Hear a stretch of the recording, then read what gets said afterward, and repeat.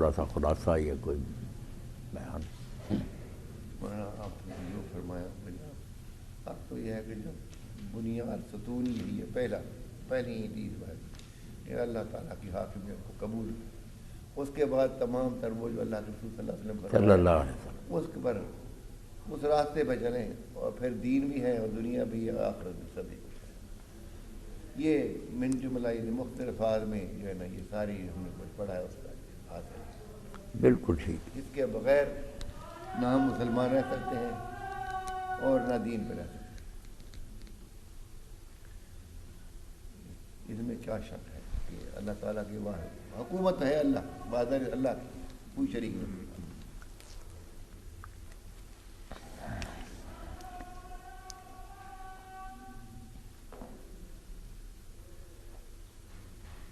ابھی یہ راستے میں ہم نے ایک ڈاکٹر صاحب میں نے دیکھا کہ وہ لکھا ہوا تھا کہ اعجاز شاہ صاحب ہے عملیات سے تمام کام کر رہے۔ میں نے کہا اس کو کہاں سے علم ہو گیا جب اللہ کے رسول نے فرمایا کہ مجھے کوئی غیب کا علم نہیں، یہ کہاں سے لے آیا علم؟ واقعی بھائی لوگوں کے دین میں نقص ڈالنے کے لیے۔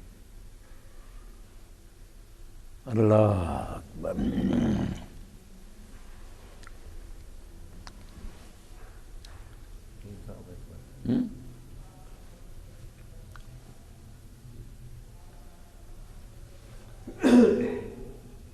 صاحب آپ سے کہہ رہے ہیں چوتائی صاحب کو طبیعت اللہ تعالیٰ تندرستی دے، مہربانی فرمائے۔ اللہ تعالیٰ خیر و عافیت کرے۔ اور سب نقطوں کا نقطہ تو ایک ہی ہے، توحید۔ ساری جو ہیں شاخیں پھوٹتی ہیں اسی سے، اور ساری بیماریاں پھوٹتی ہیں اس کے خلاف۔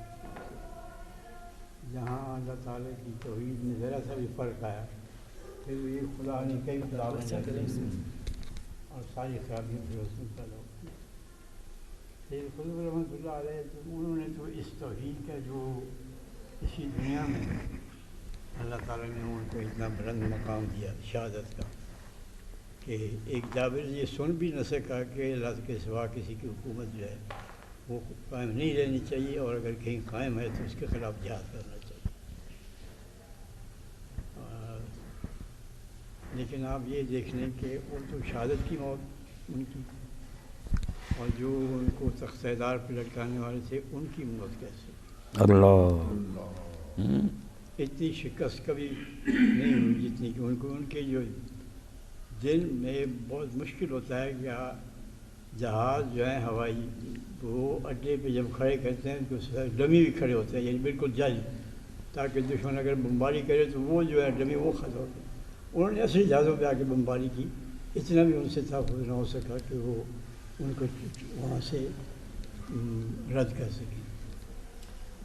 ساری فضائیہ تباہ ہو، ساری کھڑے ہی کھڑے جہاز سارے اسرائیل نے تباہ کر مصر کے جمال عبد الناصر فرعون بنا ہوا تھا، تقریروں میں کہتا تھا کہ ہم فرعونوں کی اولاد ہیں، ایسا بگڑا ہوا تو کہتا موسیٰ محمد کیا مصر میں آگے بیگانے آدمی، فرعون ہمارے بڑے تھے، ہم ان کی نحن ابناء الفرعون، اور اس رام کی ثانی کی نامراد کیا فرعون کا مجسمہ بنا کر وہ قاہرہ میں اسکندریہ میں گاڑے نا، فرعونوں کے اولاد کہلانے میں فخر محسوس کیا۔ ملک للہ والعزت للعرب، نیک آدمیوں کو شہید کر دیں۔ قرآن مجید میں تو ہے العزت للہ ورسولہ وللمؤمنین، وہ کہتا ہے کہ العزت للعرب، العزت للعرب پھر دیکھ لیا اسے العزت للعرب کیا ہوتا ہے۔ عربوں کے پہلے کچھ بھی نہ رہا ہے۔ سندھ میں بھی ایک مذہب میں ظالم نے کہا تھا کہ وہ ہمیں راجہ داہر جو ہے نا وہ محمد بن قاسم سے زیادہ عزیز ہے، وہ پہلے ہاں راجہ داہر ہی ہمارا ہیرو تھا۔ ہمارا ہیرو، وعلیکم السلام ورحمۃ۔ اس کا بھی انجام یہی تو بربادی شروع ہوئی ہے کہ اسلام کے بجائے کافروں پر یہ فخر کر